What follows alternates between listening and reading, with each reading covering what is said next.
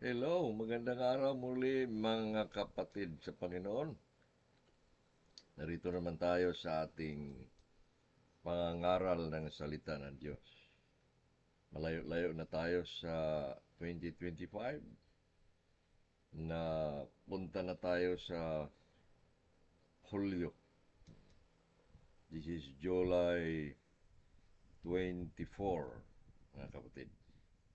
Naway patuloy tayong pinagpapala sa mga paraan ng biyaya ng Diyos. Tayo muna ay manalangin. Aming ipinagkatiwala sa inyo, banal na Diyos, makapangyarihang Panginoon, ang biyaya ng inyong salita. Dalangin namin na amin nawang matanggap ang inyong biyaya, ang biyaya ng inyong salita. Kami muli inyong palakasin, baguhin, turuan, at bigyan nawa ng biyaya ng inyong lakas mula sa inyong espiritu.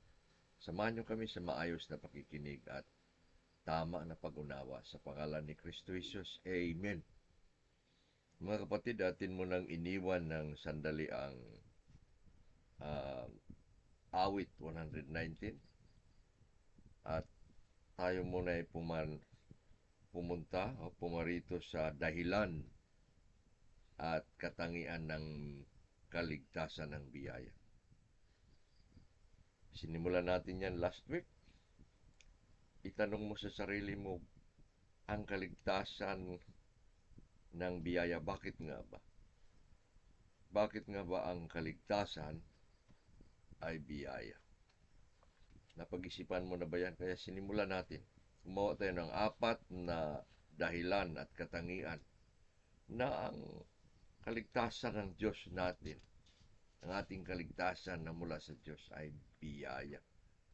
Sinabi natin una na ang ating Diyos ay Diyos ng biyaya. Pangalawa, sinabi natin na ang Ebanghelyo na siyang pinagmulan ng ating kaligtasan ay Ebanghelyo ng biyaya. Pangatlo na pala yan. Pangalawa, ang pagkahirang ng mga mananampalataya natin ay biyaya. So, hinirang tayo sa biyaya. Ang Ebanghelyo ay biyaya. Pang-apat, sapagkat inihayag ng kasulatan na ang kaligtasan ay sa pamamagitan lamang ng biyaya. Ngayon, gumawa pa tayo ng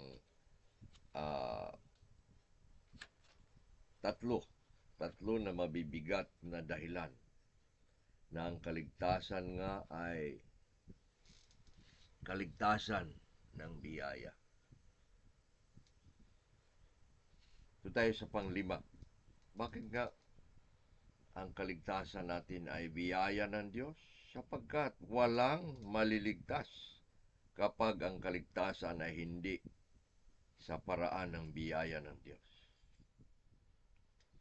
Walang maligtas. Ibig sabihin, walang kaligtasan ninuman kung hindi ang kaligtasan sa paraan ng biyaya. Kapag wala at hindi sa biyaya ng Diyos, ay wala ng pag-asa ang tao. Wala na. Ang Biblia nagsabi ng tawid na wala. Wala ng pag-asa.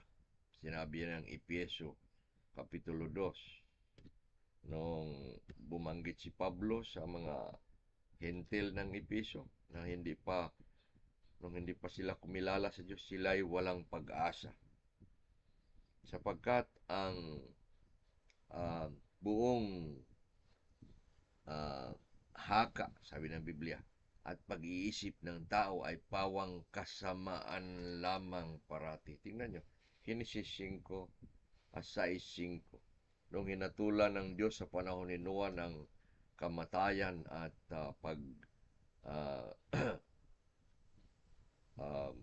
kamatayan ang buong sanlibutan sa pamamagitan ng dilubyo, ay umatulang Diyos na ang tao ay parating kasamaan ang haka at pag-iisip ng kanyang buong pagkatao. Sapagkat din, sabi, inihayag ng kasulatan na walang matuwid. Wala kahit isa. O, walang matuwid, wala kahit isa. Walang isa man lang sinabi ng Biblia na matuwid. Sapagkat sabi ni Isaias sa 64:6, lahat ng ating mabubuting gawa ay pawang mga maruruming basahan lamang. Tingnan nyo, lahat ng ating mabubuting gawa ay pawang mga karumihan sa paningin ng Diyos. Na hanggang tayo'y linisin sa pamamagitan ng dugo ni Kristo, doon pa lamang magiging magkaroon tayo ng mabuting gawa.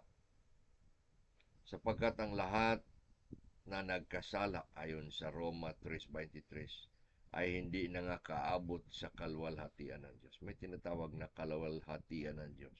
Kung tayo maligtas, aabot tayo sa isang grado na tinatawag na kaluwalhatian ng Diyos. Walang nakaabot.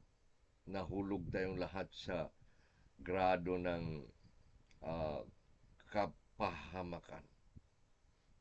At kung hindi sa biyaya, walang maligtas. Lahat ay kapahamakan ang punta. Kaya ang kaligtasan, kapatid, ay kailangan sa biyaya upang tayo maligtas. Sapagkat sinabi nga natin sa simula, ang Diyos ay Diyos ng biyaya.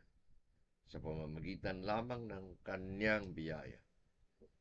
Ang Biblia nagsasabi na ang kaligtasan ay sa Diyos. Salvation is of God. Pang-anim, sapagkat ang kaligtasan ay isang muling pagkabuhay at pagbibigay buhay. Yun.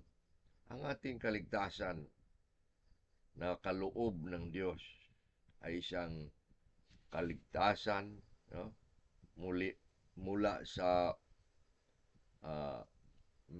ang ating kaligtasan ay isang muling pagkabuhay mula sa kamatayan.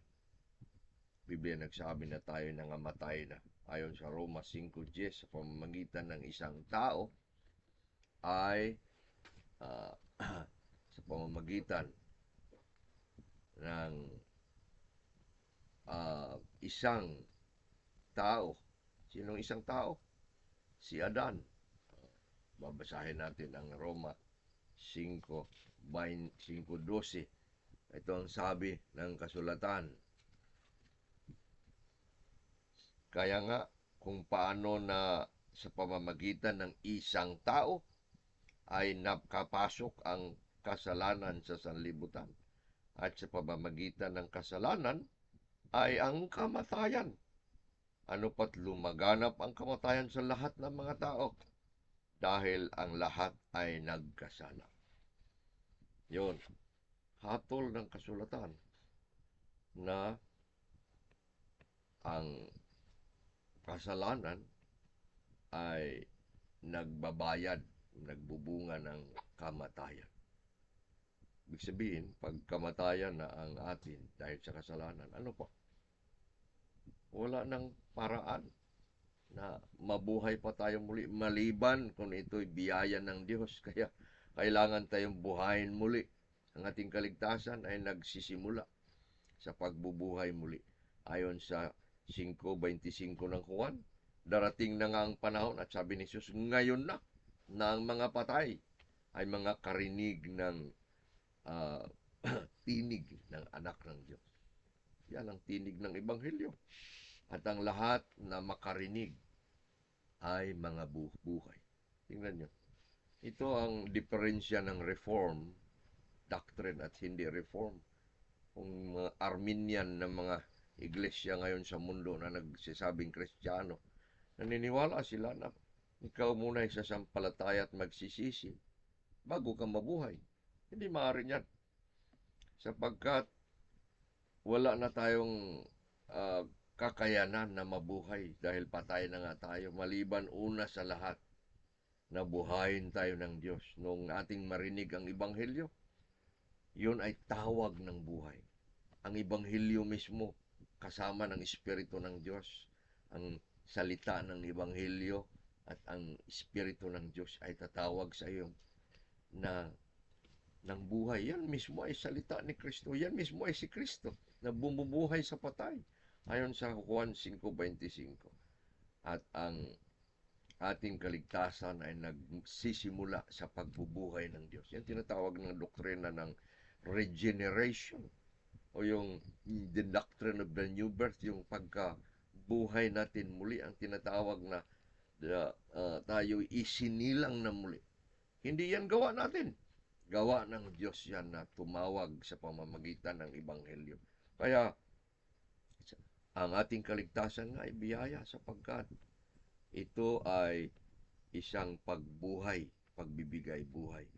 Ayon naman sa Roma 6:4 na ang ating buhay Kristiyano ay isang pakikipag-isa sa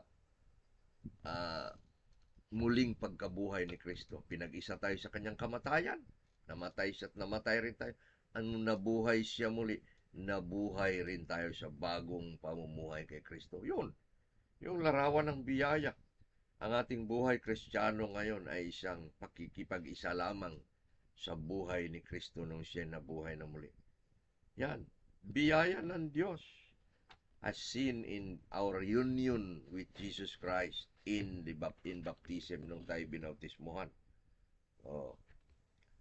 Pang katapusan, bakit nga ang biyaya ng Diyos ay, ang kaligtasan ay biyaya ng Diyos? Sapagkat ang kabuuan ng kaligtasan ay naaayon sa paraan ng biyaya. The whole plan of salvation is in the means of grace. Ang simula ng kaligtasan at ang pagtapos nito hanggang babalik si Kristo, yan ay biyaya. Ano bang unang paraan ng kaligtasan? Yung paghirang, election. Kinilala tayo ng Diyos at tayo hinirang ng Diyos at tayo'y predestined, no? Tayo'y pinapunta na doon kahit wala pa. We were predestined, no? Hinirang, mga hinirang. Yan ang ayon sa Roma 8. Tingnan natin. 8:29 hanggang 30. At ito ang sinabi.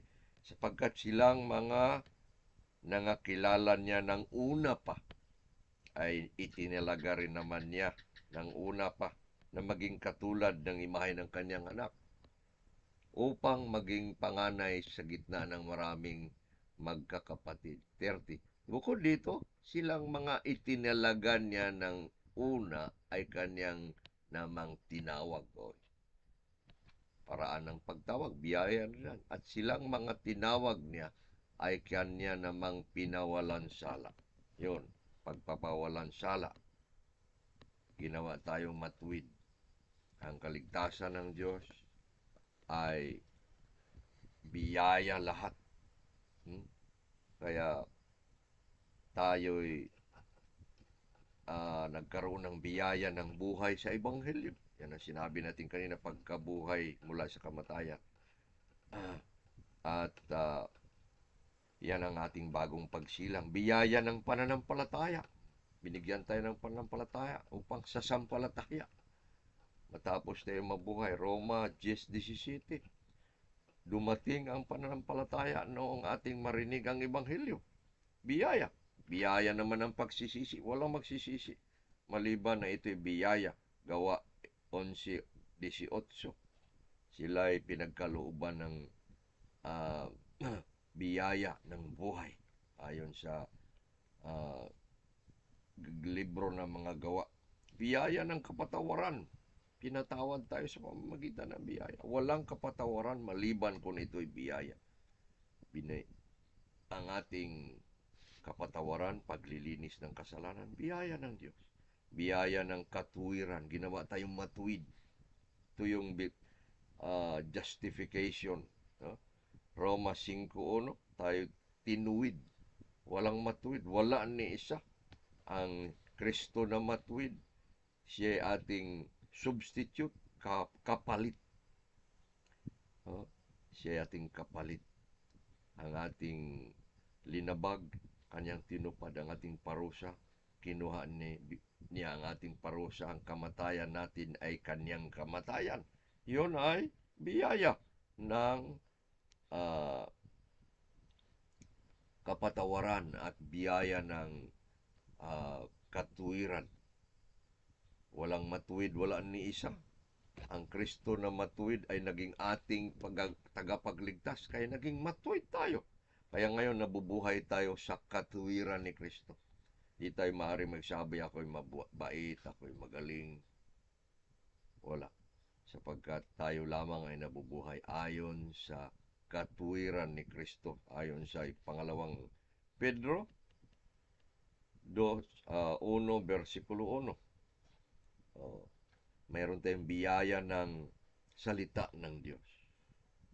Ang biyaya ng salita na nagbibigay lakas, nagbibigay sigla,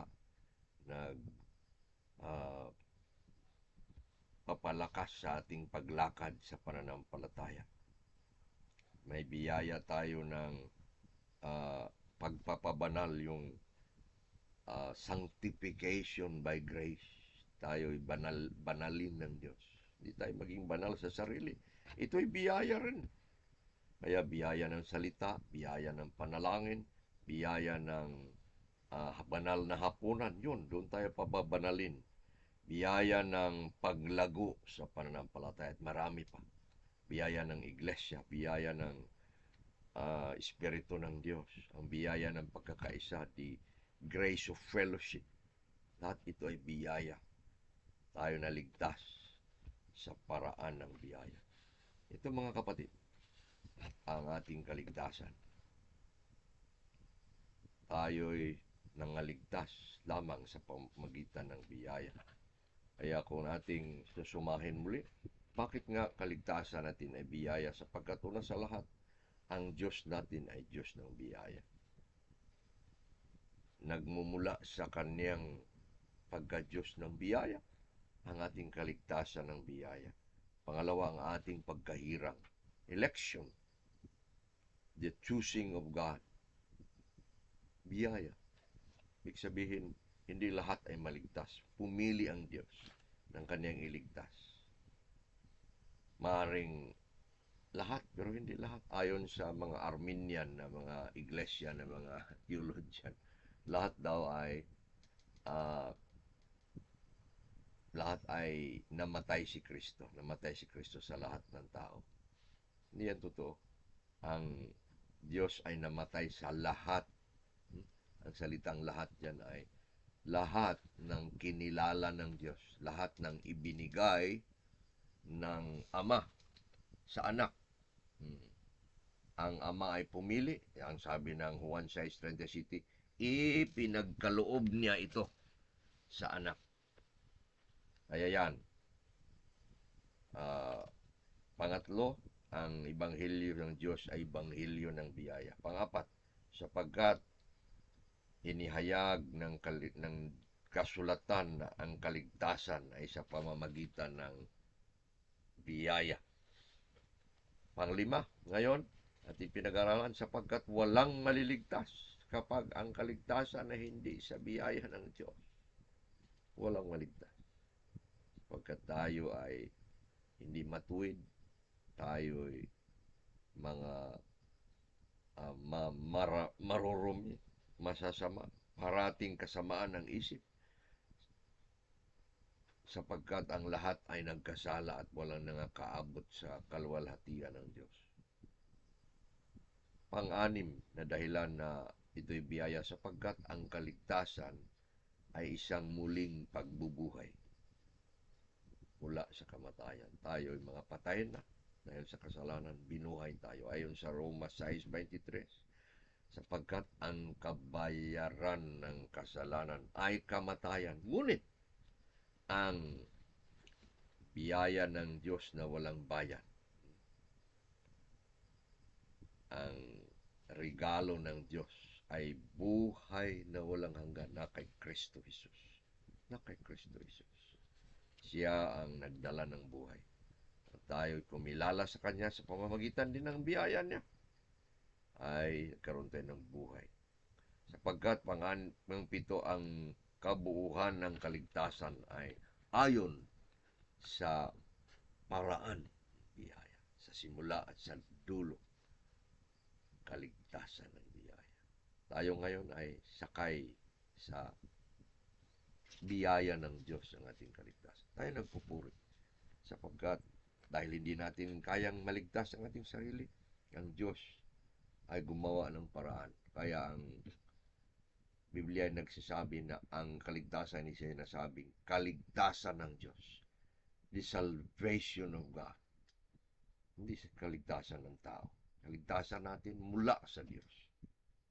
At ito'y biyaya. Naway ating naunawaan ng tunay na hindi natin pasya na maligtas. Ang Diyos ay nagpasya para sa atin. Biyaya niya kapag tayo iligtas. Biyaya niyang magkaroon tayo ng kaligtasan. Karoon tayo ng kapatawaran. Karoon tayo ng pagbabagong buhay. Magkaroon tayo ng pagpasya na sundin siya. Magkaroon tayo ng buhay na siya ang ating pinili. Dahil pinili niya tayo, hinirang niya tayo ng una. Tayo manalangin, purihin ka Ama naming Diyos sa biyaya ng kaligtasan. O dalangin namin na maunawaan namin ng tunay, ng wasto, ang kaligtasan ito. Ang biyaya nyo ay biyaya namin araw-araw, biyaya ng buhay, biyaya ng kapatawaran, biyaya ng inyong Ibanghelyo, biyaya ni Kristo Jesus. Turuan nyo kami sa pamamagitan ng biyaya mo rin na tunay nga naming maintindihan, tunay naming sampalatayanan si Kristo, tunay naming kilalanin siya na tagapagligtas, tunay naming maunawaan ang kaligtasan ng biyaya na mula sa inyong anak na si Kristo. Dalangin namin na sa aming pagtanggap ng biyayang ito, amin ding ipamahagi sa iba sa pamamagitan ng pagbubukas ng aming mga bibig at ipahayag ang biyaya ng kaligtasan ni Kristo. Sa pangalan ni Kristo Jesus, Amen. Salamat mga kapatid. Naway pinagpapala kayo muli sa mensahe ng kaligtasan ng biyaya.